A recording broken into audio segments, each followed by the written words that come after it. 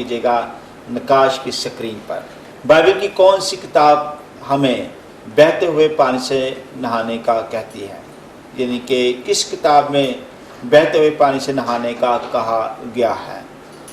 ए खरूज, B अहबार, सी गिनती या D इस्तशना। 10 second का शुरू होते हैं जी। हो चुके, बल्कि एक लाइफ लाइन है आपके पास। सर ऑप्शन नंबर ए खुरूज। ऑप्शन ए खरूज, श्योर? जी पक्का? पक्का सर। लॉक कर दें? कर दें।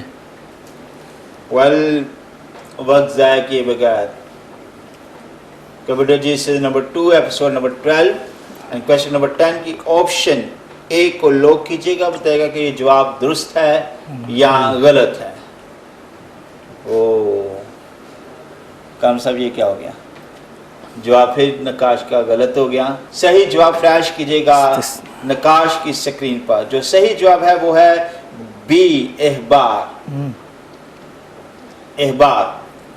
तो ये एक खूबसूरत ज़बरदस्त बात है कि साइंस ने इस बात का इतराफ़ किया है कि जो ताज़ा पानी है, जो चलता हुआ पानी है, वो जरासीम से हमें पाक करता है। इसलिए वो कहते हैं कि जो नहाना है ना, वो ताज़ा पानी में टूटी को जब चलाते हैं तो वो ताज़ा, वो स्टिल नहीं होता, उस वक्त वो निकलना शुरू होता है। इसी तरह चश्मों में जो नहाते हैं, नहरों में नहाते हैं चलते हुए, वो ताज़ा पानी कहलाता है। खड़े पानी में तो डेंगी आ जाता है। हाँ जी, खड़े पानी में तो डेंगी आ जाता है, डेंगी से बंदा डेंगा भी हो जाता है। तो इसलिए जो है वो साइंस ने जो बात जो है वो तस्दीक की है कि चलता हुआ पानी ही जरासीम से पाक होता बचाता है जी। और इसलिए बाइबल ने इस बात को तो बहुत पहले बयान कर दिया जी, बिल्कुल। एबार की किताब में कि हमें जो है वो चलते हुए पानी में नहाना चाहिए। वेल, नकाश आपने कोशिश अच्छी की है, लेकिन आपको पता है कि 5